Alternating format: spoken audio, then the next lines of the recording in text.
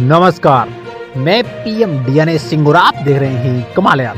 इस वक्त हम बात करने वाले हैं एक नेपाल के एक ऐसे एरियाज के बारे में जो कि पूरे हम कहें कि एशिया के अंदर सबसे बड़ा यहाँ पे आर्मी का हब था और आज भी है वो, लेकिन आने वाले दिनों में शायद ऐसा नहीं दिखेगा। अब यहाँ पे ये जो पॉइंट है वो कहीं ना कहीं आपको नेगेटिव लग रहा है, लेकिन जितना ये नेगेटिव लग रहा है उतना ये नेगेटिव है नहीं, क्योंकि ये अगर नहीं दिखेगा तो इसके स्थान पर कुछ जो बनने जा रहा है वो भी बहुत बड़ा बनने जा रहा है। ऐसे कहीं कि वो भी बहुत ज़्यादा इम्पोर्टेंट बनने जा रहा है।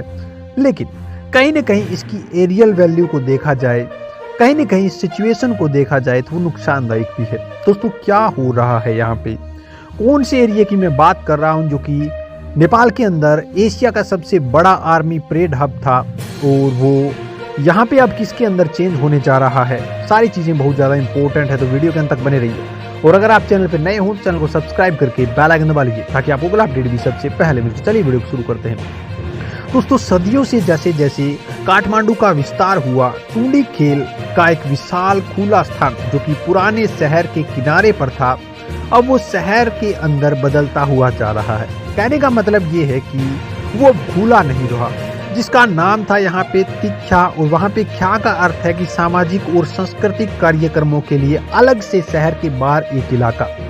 लेकिन ये सिर्फ अब नाम के लिए रह गया है, हम ऐसे कह सकते हैं, क्योंकि इसका बहुत ज़्यादा इलाका जो कि अभी पब्लिकली हो चुका है। मैं आपको बता दूं कि राजवंश के आने के बाद नेपाल के शासकों ने अपनी सुविधाओं के लिए सार्वजनिक स्थान का उपयोग किया और टूडी खेल त्योहारों के लिए एक जगह, यहाँ पे हम कहें कि एशिया में सबसे बड़ा सैन्य परेड मैदान माना जाने लगा और सेनाओं द्वारा टुकड़ों पर कब्जा कर लिया गया।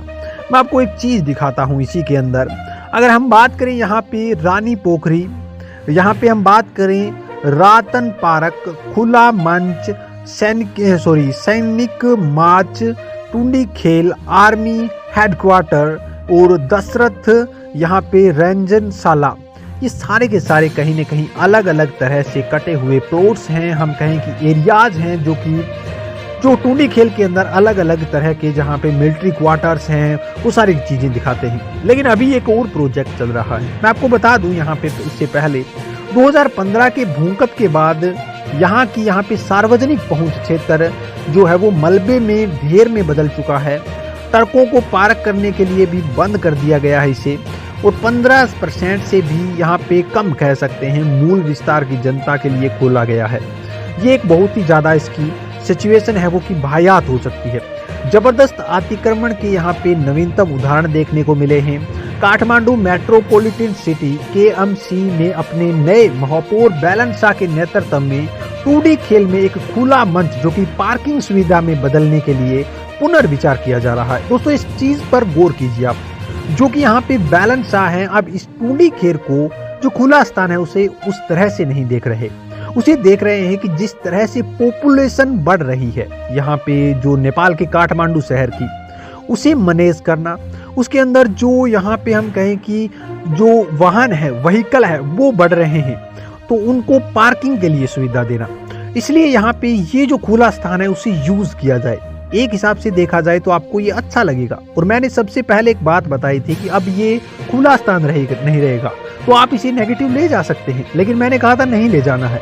आपको मैं बताऊंगा कि इस पर और क्या बन रहा है। तो यहाँ पे आप पॉजिटिव भी ले जा सकते हैं इस चीज़ को कि बैलन शाह एक अच्छा काम कर रहे हैं, बैलन शाह इसके लिए पार्किंग की सुविधा दे रहे हैं। अगर पार्किंग यहाँ पे बनती है तो यहाँ पे बहुत से जो व्हीकल से खड़े हो सकते हैं, जिसके कारण जो ट्रैफिक की समस्या है वो आसान हो सकती है। लेकिन इसके लिए भी प्रॉब्लम है। मैं आपको बता दूं कि पंचायत युग के ओपन एयर थिएटर के साथ सेना मंडल के पिछले एक क्षेत्र, हम कहें कि 1990 से 2006 के जन आंदोलन और राजनीतिक रैलियों के ऐतिहासिक घटना स्थल ये रहा है। और अब इसके अंदर प्रॉब्लम क्या है, मैं बताऊं कि विशेषज्ञों का ये कहना है कि ये निर्णय लेना जो कि बैलन शाह डायरेक्टली ले रहे हैं, किसी निरीक्षण, किसी परीक्षण, किसी हम कहें कि प्रैक्टिकली पॉसिबल है कि नहीं, इस चीज़ की जानकारी के बिना ये निर्णय ले रहे हैं कि यहाँ पे पार्किंग होगी, एक अंडरग्राउंड पार्किंग होगी, एक ग्राउंड फ्लोर पार्किंग होगी, एक उसके ऊपर फ्लोर के अंदर पार्किंग होगी, यानी 3 मंजिला पार्किंग हम कह सकते हैं। एक बड़ा यहाँ पे एरिया हो जाएगा और हम कहें कि ऑक्यूपाई 2D खेल के कार्यकर्ता गणपति लाल श्रेष्ठ का ये भी कहना है कि ये सही नहीं लग रहा मेरे को, क्योंकि जो नेपाल की एरियल वैल्यू है, क्योंकि जो नेपाल के अंदर यहाँ पे हम देखें दोस्तों तो जो पार्किंग की सुविधा है अंडरग्राउंड वो वास्तव में डेंजर साबित हो सकती है, और वो हमें भूलना नहीं चाहिए 2015 का जो यहाँ पे भूकंप आया था उस चीज़ को, इस चीज़ को नज़र में रखकर इसका परीक्षण कराना चाहिए। कहीं ना कहीं हो सकता है हो ना, ऐसी घटनाएं होना नहीं चाहिए, लेकिन जिस हिसाब का एरिया है उसके ऊपर यहाँ पे हम ये आपातकालीन या फिर हम कहें कि प्राकृतिक घटनाएं जो हो रही हैं उनको नज़रअंदाज नहीं कर सकते। यानी कि इस खुले स्थान पर हम ग्राउंड फ्लोर के अंदर ये ऐसी चीज़ें करते हैं तो कहीं ना कहीं परिस्थिति को प्रभाव में डालेगी। खुला मंच जो संस्कृति का है उसके ऊपर भी प्रभाव डालेगी, लेकिन उनको एक तरफ छोड़ दीजिए, आप तो उनको छोड़ दीजिए, ये दूसरा रीजन है। अब यहाँ पे बात करें दोस्तों तो ग्राउंड फ्लोर को हटा दें तो ऊपर वाले 2 बन सकते हैं, तो यहाँ पे ये हो सकता है सक्सेस हो जाए। तो यहाँ पे दूसरी प्रॉब्लम है, आप इसे पॉजिटिव लें, लेकिन इसको भी हम कहें कि हम इतने सदियों से यहाँ पर मेले का आयोजन कर रहे हैं, इतने सदियों से हमारी सांस्कृतिक जो सभ्यता है उसको ये पिरो के रख रहा है, इतने सदियों से जो हमारी यहाँ पे सबसे बड़ा आर्मी का हेडक्वार्टर है, जो परेड स्थल है, उसको आप नष्ट कर देंगे। ये भी एक बहुत बड़ा यहाँ पे हम कहें कि जो इफेक्ट है। और एक और सांस्कृतिक रूप से महत्वपूर्ण इफेक्ट और है कि यहाँ पे उत्तर पश्चिम में अनाज की देवी दुई माजू है, जिसे देवी तालेजू से जुड़ी हुई अनदेखी ऊर्जा माना जाता है। और तालेजू मंदिर के पुजारी जो कि हैं वो उद्भव कर्माचारी के अनुसार दुई माजू हमेशा वह स्थापित होता है, वहीं पे स्थापित होता है जो कि 2D खेल है, और भवानी मौजूद होता है। अगर बात करें दोस्तों इस स्थान पर ये चीज़ की जाती है तो वो सारी की सारी सांस्कृतिक विरासत कहीं न कहीं उसको नुकसान पहुंचेगा। और ये पहली बार नहीं है जब यहाँ पे KMC की जगह पार्किंग स्थल में बदलने की कोशिश की गई है। मैं आपको बता दूं कि 2015 में 2000 हल्के वाहनों और 23,133 बहुत बड़ी संख्या होती है वर्ग किलोमीटर भूमिगत पार्किंग कवर करने के लिए एक व्यवहारिक अध्ययन किया गया था। और उस वर्ष यहाँ पे KMC ने सड़क के पार 17 मंजिल काठमांडू व्यू टावर पर काम शुरू किया था, लेकिन बस पार्क को खुला मंच स्थानांतरित कर दिया गया। बस पार्क के चलने के बाद यहाँ पे क्षेत्र सामग्री ठेकेदार और अस्थायी कमरों के लिए यहाँ पे डोपिंग साइट बनाई गई। कार्यकर्ताओं और विरासत संरक्षणवादियों के सार्वजनिक विरोध के बाद यहाँ पे 2019 में इस चित्र को दोबारा से खाली कर दिया गया, और हम कहें कि दोबारा से ये चीज़ जो है वो काम में नहीं आई। अब बात करें दोस्तों 1781 में काठमांडू का दौरा करने के लिए इटालियन जेसुइट इपोलिट यहाँ पे डेस्डेरी ने अपने इतिहास में 2 मील लंबे मैदान का उल्लेख भी किया है।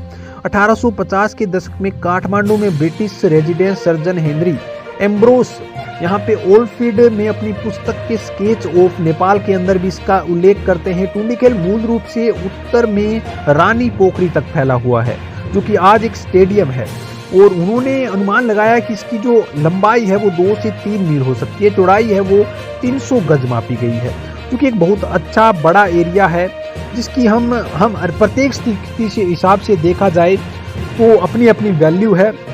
अब इसके अंदर अगर मॉडर्नेट किया जा रहा है तो हम कहें कि वापस इसे लोगों को दिया जा रहा है, तो ये चीज़ कितनी सही है कितनी गलत है ये यहाँ पे आने वाला वक्त बताएगा। अगर यहाँ पे बनता है दोस्तों कोई इस प्रकार का हब, यानी कि हम कहें कि जो व्हीकल रोकने के लिए पार्किंग के लिए बनाई जाती है, तो देखा जाए तो वहाँ पे सुविधा भी मिल रही है। लेकिन एक हिसाब से देखा जाए दोस्तों तो ये हो सकता है कि आने वाले दिनों में हमारे लिए डेंजर साबित हो। हम कह सकते हैं कि आने वाले दिनों में हो सकता है कि ऐसी कोई घटना ना घटे, लेकिन घट भी सकती है। इसका भी हमें यहाँ पे पूरा का पूरा खामियाजा भुगतना पड़ सकता है, इसे हम नज़रअंदाज नहीं कर सकते। अब मैं आपसे राय जानना चाहता हूँ कि क्या 2D खेल को उसी सांस्कृतिक विरासत के अंदर रहने देना चाहिए? क्या 2D खेल वही यहाँ पे सबसे बड़ा आर्मी का परेड स्थल बना रहना चाहिए, या फिर 2D खेल को बदल देना चाहिए एक पार्किंग स्थल के अंदर, जो कि अभी मॉडर्न लोगों की सोच है, जो कि अभी के लोग ऐसा चाहते हैं। हम कहें कि बैलेंस शाह जो कि इसके लिए बहुत ज़्यादा इंटरेस्टेड हैं। आपकी क्या राय है इसके बारे में? अपने विचार जरूर कमेंट सेक्शन में लिखिए। चलिए आज के लिए इतना ही रखते हैं, आगे कोई नया अपडेट मिलता है फिर आपके सामने हाजिर होंगे। वीडियो को लाइक कीजिए, शेयर कीजिए, और अगर आप चैनल पर नए हों तो चैनल को सब्सक्राइब करके बेल आइकन दबा लीजिए ताकि आपको अगला अपडेट भी सबसे पहले मिल